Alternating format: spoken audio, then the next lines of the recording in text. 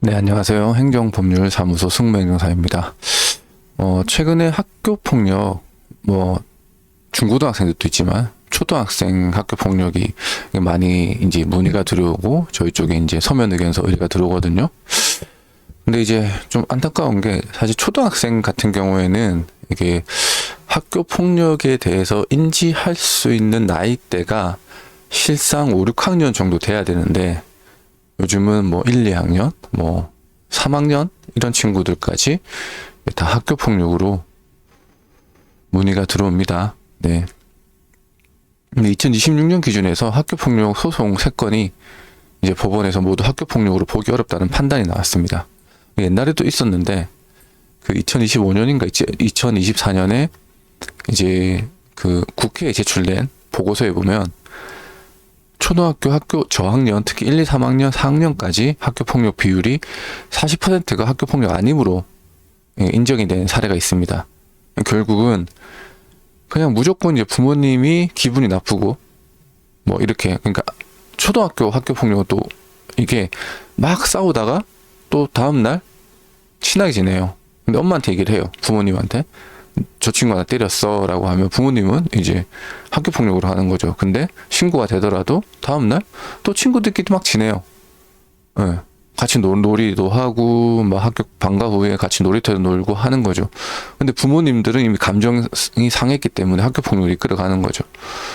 그렇기 때문에 이제 초등학교 저학년에 발생하는 학교 폭력이 솔직히 좀 난감해요. 근데 학폭위는 어쩔 수가 없죠. 신고가 됐고 피해를 입었다고 하니까 학교폭력 처분으로 내리는데 행정심판에서 40% 아니면 소송 가서 45%까지 막 되는 거죠. 이제 첫 번째 사건은 이제 강남구 초등학교에서 이제 불거졌는데, 이제 학교폭력대책심의위원회에서는 이제 학교폭력 아니라고 했고, 이제 이 보호자가 이제 소송을 제기한 거죠. 학폭위에서는 이제 판단을 내린 거죠. 이거 학폭으로 보기 어렵다. 1학년 교실이니까. 그리고 피해 학생 보호자가 억울하다 해서 이제 소송을 제기한 거죠. 근데 이제 서울행정법원에서는 이제 막 6, 7세 공동체 생활과 규칙을 처음 배워가는 시점에서 이러한 행동들은 학교와 보호자 지도를 통해서 교정해 나가야 할 사안이지 학교폭력 예방법상 조치 처분으로 선도할 단계에 이른다고 보기는 어렵다는 거죠. 네, 고등법원에서도 1심과 같은 판단 유지했죠. 네, 그리고 이러한 학교폭력 해당하는지 여부는 학폭위의 교육 전 전문적 판단을 존중하는 게 바람직하다라고 한 거죠. 이제 두 번째 사건, 인천지방법원 사건인데, 이건 2학년이거든요. 장난치다가 이제 손등을 핥힌 거예요. 생치기를 낸 거예요. 그래서 이제 담임교사가 불러서 그러면 안 돼 친구들 이러면서 마무리했는데, 또 이제 그쪽 당사자 한 분이 이제 좀 기분이 나빴던 거죠.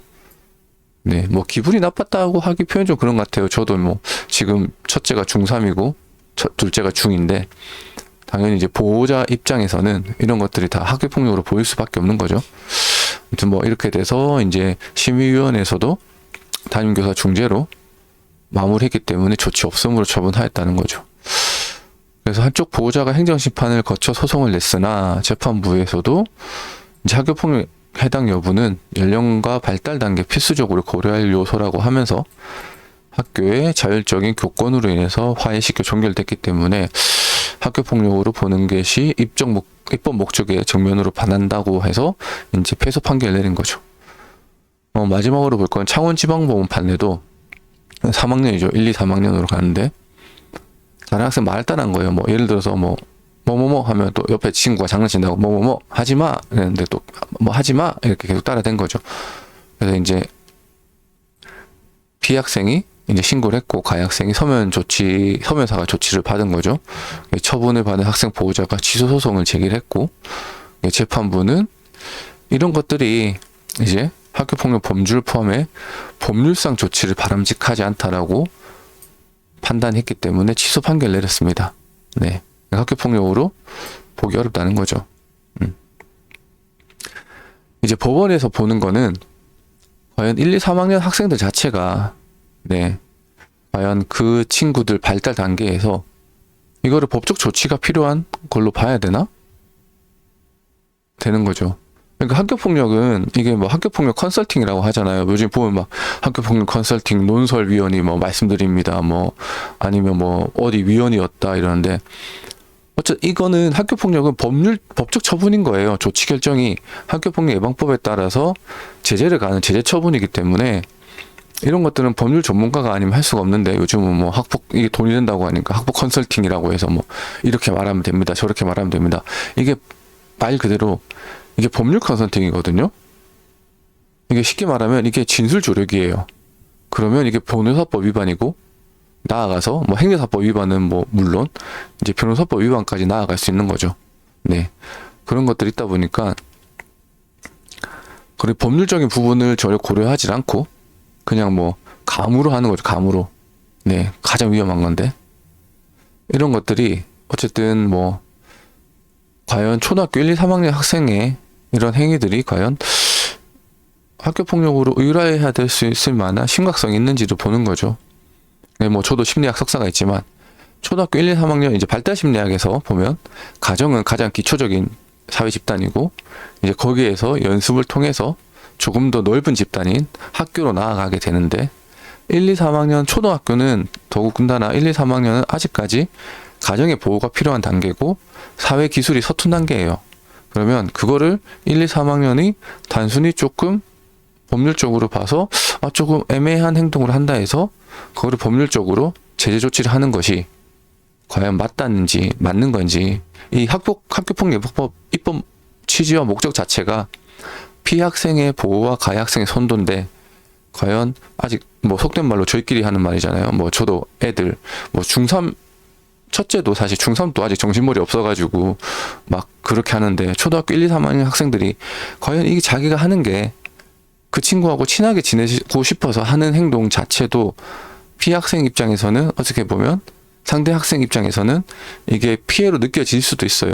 그러면 그것들을 과연 이 피학생한테 이렇게 하면 안 된다라고 해서 무조건 학교폭력 예방법으로 서면 사과 조치가 뭔지도 모르고 사회봉사, 교내봉사가 뭔지도 모르는 1, 2, 3학년들 학생한테 과연 학교폭력 예방법으로 하는 게 맞냐는 거죠. 이게 법원의 판단이에요. 근데 아직까지 학폭위에서는 이런 정확한 판단을 하는 학폭위가 많이는 없어요. 이제 또 문제가 아까 말씀드렸다시피 보호자분들이 대응을 할 때 이 판결을 보고 초등학생은 학교폭력이 아니구나 1, 2, 3학년 학교폭력이 아니구나 라고 하는 거예요.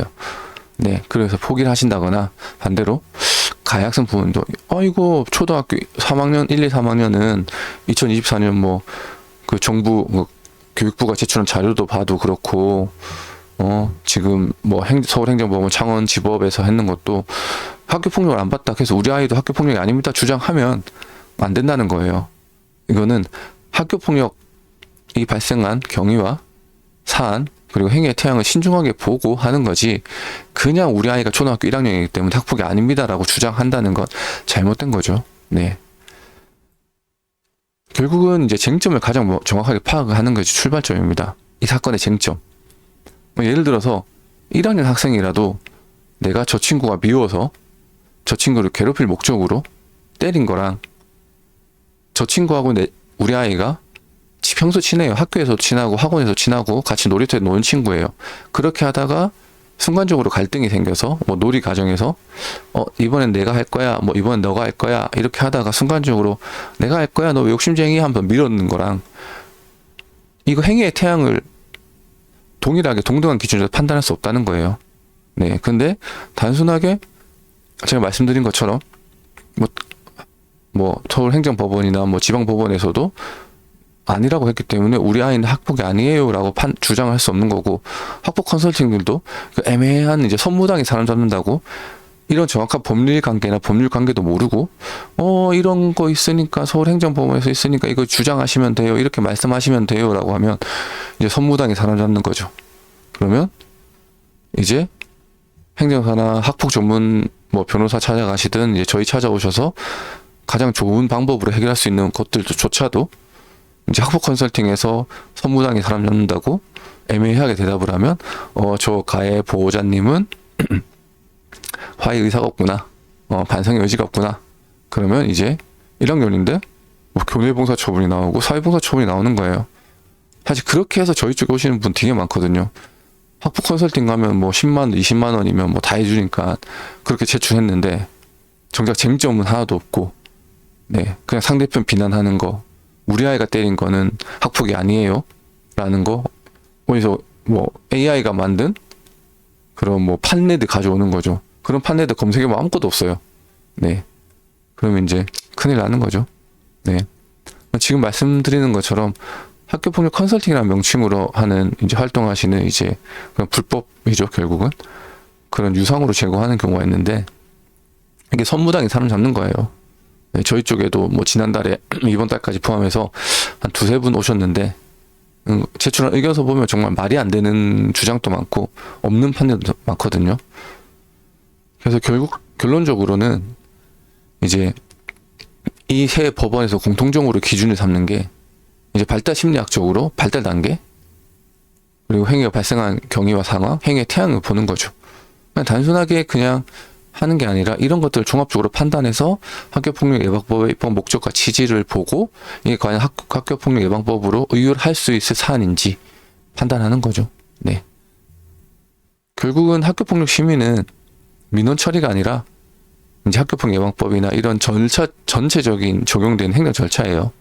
어떤 증거를 기반으로 어떤 법적 증거를 주장하냐에 따라서 심의위원회에서 이제 판단하는 거죠. 그래서 제일 좋은 거는 뭐 학폭위 단계에서 함께 하시는 게 제일 좋아요. 네. 뭐 변호사들도 그렇고 뭐 학폭한다는 저희도 그렇고 이게 뭐 빨리빨리 수임해서 돈을 벌자 이런 의미가 아니라 학폭위는 이제 우리가 주장할 수 있는 것도 주장하고 거기에서 이제 학폭위 단계에서 그런 판단을 받는 단계니까 이때 저희가 방어할 수 있는 거 방어하고 주장할 수 있는 거 주장해서 판단이 나오는 게 가장 좋아요.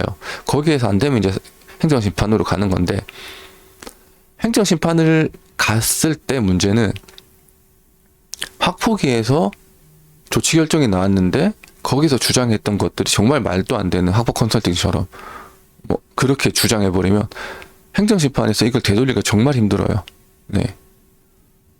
그러니까 학폭위 단계에서 법적인 절차가 진행되지 않고 법률적인 판단이 안 됐고 그냥 주장만 하다 보니까 보호자의 뭐 화해와 반성 의지가 없다, 뭐 이래 버리는 거죠. 그러면 그거를 행정심판에 뒤집는 건 정말 힘들어요. 그래서 변호사도 그렇고 저희도 얘기하는 게 차라리 시작할 때부터 하시는 게 뭐 호미로 막을 거 가리로 막는 것처럼 가장 좋은 합리적인 선택인 겁니다. 뭐 저희 승무는 뭐 계속 말씀드리지만 뭐 심리학 석사 학위를 보유한, 저도 뭐 수사기관 경력직 행정사고요. 그래서 최선을 다해서 항상 학폭위를 해드리고 있습니다. 뭐 궁금하신 거 있으시면 카카오 동무료 상담 이용하셔도 좋고요. 네, 연락 주시면 감사하겠습니다. 네, 오늘 여기까지 하겠습니다.